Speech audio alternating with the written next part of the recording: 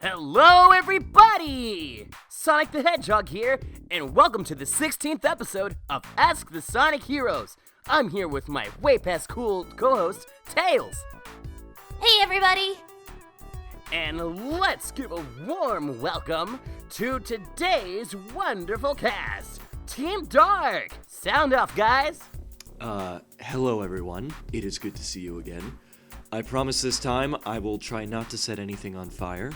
But, I guess, you know what? I won't promise that, but, just know that I'm gonna try not to make that happen. This is Rouge, and I hope you don't. We got in a lot of trouble at the carnival last episode. You didn't have to deal with that, but as the host, I had to deal with it. Yeah, well, it wasn't my fault, now was it? You didn't have to light everything literally on fire. That guy in the Ferris wheel didn't do anything to you. I shouldn't have had to kiss Silver! You didn't have to kiss Silver, he kissed you! E123 Omega, booting up! Hey, Omega. Alrighty then, guys. Let's kickstart this episode off with a question for Shadow. Shadow, pick a number through 1 through 30. I don't know about you, but I'm feeling 22. From Bowser Boy 555. Shadow, if you were to get into a fight with Godzilla, who do you think you would win? Well, alright, come on. Don't ask me questions where... Of course I'm gonna win. I'm gonna win in every fight. I'm the ultimate life form. Not only that, but I'm the coolest. Godzilla would be a formidable adversary. But I've fought giant lizards before, and let me tell you, they're a pushover. My calculations show that this would be an equally matched fight. I mean, atomic breath is a pretty scary thing, but I think if I were to take off these inhibitor rings, I'd probably be able to handle it. I don't know. Have you seen the way he just kind of goes through the air and kicks things? Well, I think kind of crazy. I think that's another valid question. Which Godzilla is this? Is this the Showa era? Is this like the Millennia area? I love that we have to specify which Godzilla. There's a lot of Godzillas, alright? It is very important to specify. Is it the Godzilla from, the 50s? Is it the Godzilla from the 70s? Is it the Godzilla from the 90s? Is it the current Godzilla? The current Godzilla is pretty spooky. It makes a big difference. I think it'd be best if you fought the one from the 50s and just had the same, quality. So, the whole Shadow versus Godzilla, it's just got that 50s quality to it. Very much so. That'd be excellent. That would be the best fight. I would only hope that my eyes looked as crazy as his eyes did in that first film. I would pay to see that. Let's make it happen. Alright, Tails, why don't you ask the next question for Rouge? Rouge, pick a number between 1 and 27. Let's see. Well, I'm feeling lucky today. Let's pick number 7. From Lego FNAF Boy 2000. To Rouge, who are the top 3 guys you want to kiss on the lips? Well, getting into this easily quick. They got straight to the chase. Of course that would happen. Doesn't it tend to work out that way? We just roll right into questions like this immediately. Let's see. Who would I smooch? Alright, let's see. I'll go with... I apologize to present company. I wouldn't mind being kissed by the coolest. It's a pretty exclusive club, so I'll pick Shadow. I want there's a free t-shirt involved. Yes, so... I want that t-shirt pretty bad. And I guess I would pick Knuckles because it would be funny. And then Chris Hemsworth. So you went from me and Knuckles to Chris Hemsworth? Is this your celebrity heartthrob, He makes Rouge? a really hot Thor, okay? I mean, Okay. you're not wrong. Yes, And Shadow, what's wrong with jumping all the way to Chris Hemsworth? He's the other hot guy I know. It's just a little bit of a culture shock. Says the guy who pulls Kylo Ren every time he gets the chance. Oh my god. Kylo Not Ren. to mention Megan Fox. Dude, Kylo Ren would be so much fun to hang out with. Maybe, but I'll pick Chris Hemsworth, and not Kylo Ren. Play it Yes, safe. There you go. Shadow and Knuckles and Chris Hemsworth. Alrighty then, Tails. Why don't you ask a question for Omega? Omega, pick a number between 1 and 20. Number 10. From Owen Dean to Omega. A lot of Sonic fans say that in the beginning of Team Dark's story, the reason you were in the same room as Shadow was because you were guarding, if I spelled that right, the capsule he was in. However, the official instruction manual says you were decommissioned and left imprisoned at the base and reactivated by Rouge. Which one is correct? Both hold water. The basic idea was that Eggman had kicked me out of the egg core for being dysfunctional. And as such, I was set to guard the most precious possession of Eggman. Guarding Shadow was both a punishment and an honor, and I hate him for it. There you go then. It says a lot about Eggman that I was his most precious possession. Aw, how cute. Doesn't mean you weren't not a possession. You don't own me. I'm not one of your many toys. Oh my goodness. Well, I think everyone was a little better off being busted out of that general area, because as good of company as you guys had, you were still basically sitting there silent, one of you in a shell, one of you decommissioned at the moment, so it was very silent company. Not bad, but Yeah, Omega, no fun. You were just kind of taking a nap the whole time. I dreamed of electric sheep. Alrighty then. Now we move on to our group questions. And we have Shadow answering the first one. Tails, what's the number? Oh, 1 through 16? Alright, Shadow. Pick a number between 1 through 16. Let's do number 12. Oh my gosh, Amy wrote us a question. From Amy Rose. To everyone, if you were trapped in a movie of any kind, what would it be? Well, I guess I'll go first on this one. The first thing that came to mind is the point of my life generally is to have lots of adventures, so I would be trapped in an adventure genre. And one might think that that could get pretty exhausting if you're stuck in the genre itself, like in like a movie setting to where it was always an adventure. But that's kind of what I'm going for the most part, so I wouldn't mind doing that. Basically, life in Indiana Jones. Well, you know, as tempted as I am to say Star Wars, so I could hang out with my bro Kylo Ren, I think Of course. I would actually choose Star Trek. Because then I could be part of the Federation, and I could travel the planets and explore new planets and meet new life forms and destroy things if I wanted to. And I just think it would be neat to explore what's out there in outer space. What about you, Omega? If I may be honest, I would probably be in a mech-based action movie, much like Transformers or Pacific Rim. Basically, any way I can show how efficient I am as a robot, while being small in stature, but being large in firepower. That would be ideal. Good choice, Omega. I think you would generally manage to get casted better in a film like that.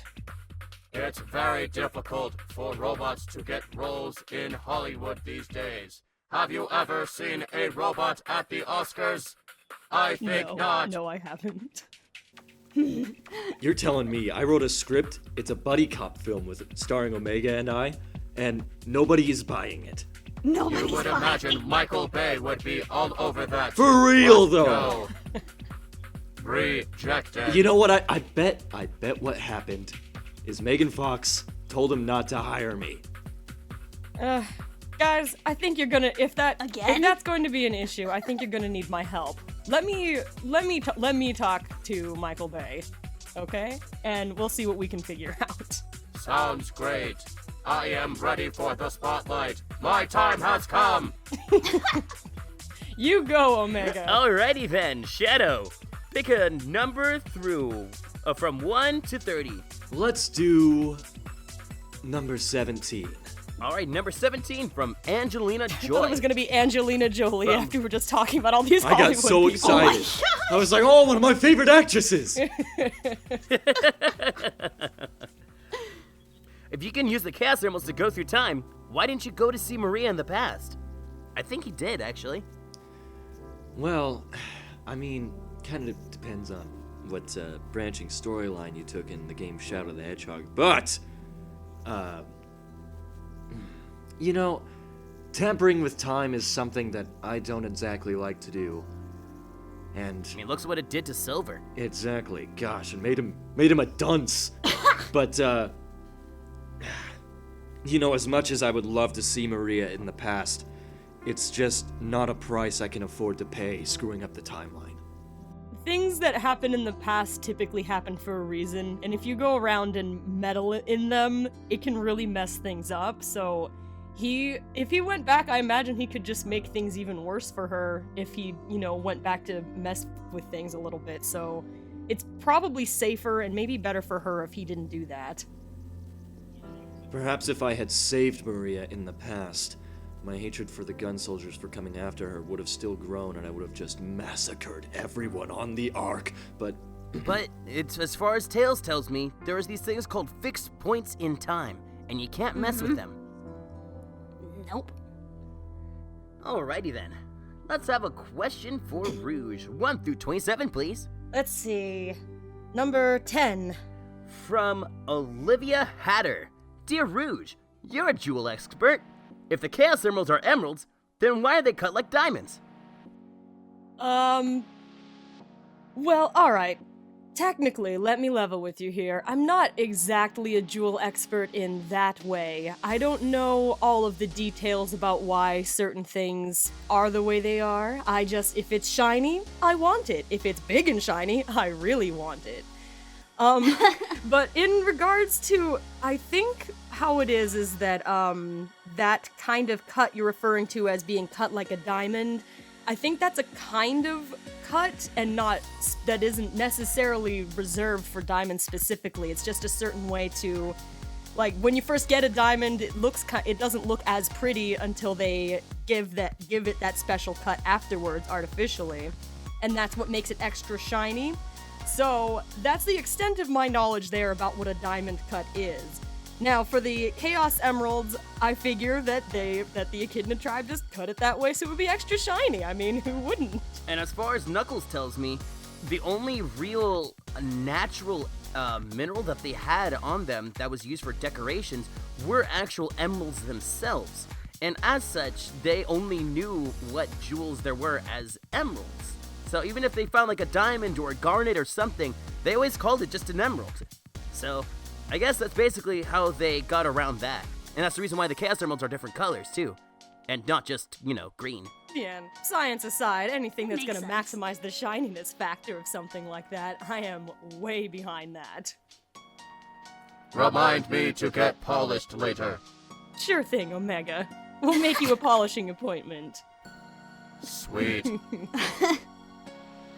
Okay, Omega, 1 through 20. I pick number 20. From Crystal Birdie to Omega, can you do an impression of Shadow and an impression of Rouge? Due to my versatile voice chip, I can make that happen. Hey everyone, I'm Shadow the Hedgehog. I'm the coolest. No, I'm the coolest. Oh no. Hey everybody, this is Rouge. I'm so pretty. Omega, you're creeping me out. Blame the Oh my God. processor, not the bot. See what you've done, Crystal Birdie. Well, actually, in different missions, that's been fairly useful. I mean, this is a very casual use of that power, but, there are some times when we're on gun missions where we do need to distract or, otherwise, like, handle a group of our enemies or targets, and if Omega's doing the voice impression of one of their commanding officers after we've gotten some time to study, it has come in handy. I mean, he still sounds like a robot, but we usually pass that off by having him talking over a walkie-talkie or an intercom. So, it's a useful tool. This is just a little bit of a silly usage of it. It's also great for prank calls. Yes, it's also great for prank calls. My Eggman voice is to die for. It's a You gonna great show us? impression. I am Dr. Eggman. I am horrible, and I treat my robots horribly. Yay! Wow. 10 out of 10. Wood Eggman again. That was awesome. Oh my goodness. Okay, Rouge, pick a number between 1 and 16. 9. From Moby Girl. To Team Dark, what was your childhood like? Well, you know, I didn't really get to experience a childhood. I just kind of was born into this adult body on the Ark. But my childhood on the Ark, I suppose, was an interesting time. Getting to learn about the ins and outs of society and science and the betterment of mankind with the doctor and professors and Maria. Was it all just primarily studying a lot, or did you Maria ever play games up there? I think she was the only other kid Playing there. hide and seek or running down the halls. We did play sometimes, but for the most part it was serious studying and trying to do experiments to better the Ultimate Lifeform project. Well, for me, I come from we weren't poor per se, but my family, we didn't have a lot, so we just kind of made ends meet. We didn't have enough money for my parents to ever leave their jobs so we could go on trips or vacations or really see anything. So I used to just watch a lot of movies, usually adventure movies about characters who got to see the world, and I would read things like the National Geographic just to see things. And that was basically the way I experienced the world when I was a younger kid. And I guess that all kind of inspired me to become an adventurer later on. You know, I liked jewels, I liked shiny things, because that's the kind of stuff that adventurers went after, and also it looked fantastic on the jewelry I couldn't afford.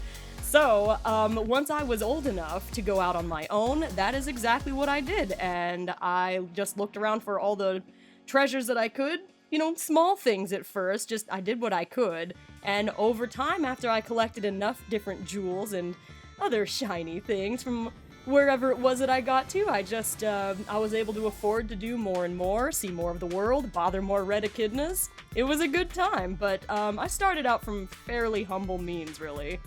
From my assembly onward, I remember being booted up by Dr. Eggman, being told my assignments, failing each one for having a sense of morality, then being shut down for approximately a year. That is all I had. My real memories are that of what have occurred after Rouge awakened me. Jeez, so you had didn't really do a whole lot, did you, Omega? Thankfully, I did not run into you, Sonic, otherwise I would not be here today. Yeah, you're kind of right. Yeah, if you try to break Omega for some reason, Shadow and I will destroy you. Just putting that out there. Why would I ever want to destroy Omega? He's one of the coolest robots I've ever known. Just to give me an excuse to break your arms or Oh something. my goodness. Oh, jeez. Omega may not have gotten to do a lot of things when he was working for Eggman in those first, I'm not even exactly sure, like this first year or so as an Eggman robot, but Shadow and I, we have been working on fixing that. We're going to make sure Omega has the best time ever, and we're going to make him famous in Hollywood, dang it. I'm so pumped for you guys to see our movie. It's his dream. Support us on Indiegogo. It is going to be dang. Hashtag Shadow and Omega's Dank Adventure. Okay, and on that note, I think we should end part 1 right here. So this is Sonic the Hedgehog signing off for part 1. See you guys in part 2. This is Tails. See you guys in the next chapter. This is Shadow the Hedgehog. Follow me on Instagram, please. Winky face. Not again. This is Rouge, and I'm going to get started with making a few calls to Michael Bay. E123 Omega, to be continued.